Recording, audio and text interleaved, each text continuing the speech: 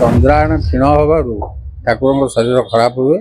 ये पणा 42 दिन महाप्रभु पाखे भोग चल जाए। महाप्रभु ज्वर पड़ा पर गुप्त उपचार चलती महाप्रभुंर। आज बड़ ओडिया मठ तरफ फुलुरी तेल महाप्रभु एवं गोटे गोटे महाप्रभु पाखे लगी हूँ पणा एवं छतु भोग विस्तृत आलोचना करवा जहाँकि अणसर पणा आम अच्छु अणसर पणा विस्तृत देखुथे किभली प्रस्तुत होची एवं महाप्रभु पाखे किभली भाव पणा नीति होता है विस्तृत आलोचना करें। आम सहित वरिष्ठ दैतावती अच्छे आज्ञा ओडिशा भास्कर को स्वागत करी। अणसर पणा कौन? अणसर पणा ये अक्षय तृतीया आरंभ होता है। ग्रीष्म प्रधान माने चलती ग्रीष्म ऋतु पणा चली था। अक्षय तृतीया आरंभ हुए।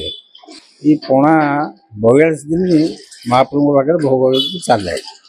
प्रतिदिन मध्याह्न धूप पर एवं संध्या धूप पर आलता लगे पणा भोग हुए। किंतु ज्येष्ठ पूर्णिमा ठू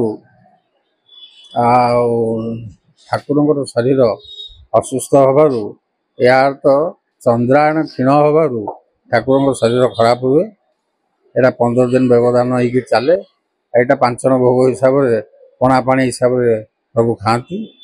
आ सागर घसा बिड़िया आंब सपुरी पणस सपटा आमर कदली एमती 5 प्रकार फल एवं अन्य सर राबड़ी क्षीर जहाँ 5 हिसाब से खावा कथा अन्न भोग न खाई खाती। कौन सब बड़ कथा ए श्रीमंदिर पटिदिय पूजा पाँच जो महाप्रभु पाखे छतुआ एवं पणा भोग होती ये भोग किभली मंदिर बाहर को आस माने पणा भोग बाहर को आसी माने ये ताटी पाखे भोग हुए। माने जो गेट रे आमे भितर को प्रवेश करू से प्रवेश द्वार पाखे भोग हुए। किंतु यहाँ बाहर साधारण भक्तों यहाँ बाहर को पलि आसे। जोटा कि भितर को जाए से जो सर राबड़ी या नीलाभ भोग तांकर लगे 5 जन हिसाब से भी भितर भी दि जाए। घसा बिड़िया ठू आरंभ कर जहाँ हुए सी जो भोग आकार भोग लगे खाद्य हिसाब से चले सीटा बाहर को बाहर 15 दिन भितर हुए। ये जो पणा केवल यही समय होता है वर्ष तमाम तो ही न थे। वर्ष तमाम पर अक्षय तृतीया 42 दिन पणा भोग आरंभ हुए। यही 15 दिन जो पणा भोग हुए ये अंतर्भुक्त 15 दिन हूँ 42 दिन भर अंतर्भुक्त। ये पणा भोग कौन पे हुए? पणा भोग फलमूल भोग अन्य भोग कौन पे हुए? महाप्रभु तो 56 कोटी भोग खाई किंतु यही समय पणा एवं छतु भोग कौन पे होता है? छतु भोग भी माने जड़े आमर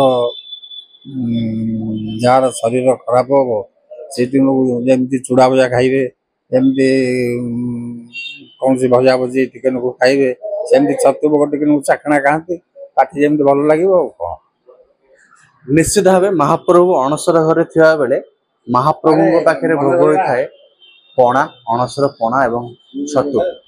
यही पणा जहाँकि भक्त मान पाई सेवायत मान पाई कहीं ये पणा श्रीमंदिर बाहर को आसता है एवं भक्त मान पाई ये पणा साधारण अन्य मानकर दिन मानकर हो न था केवल ये 14 दिन होता है महाप्रभुंर अणसर पणा। पुरी सरोज कुमार मल्लिक रिपोर्ट ओडिशा भास्कर।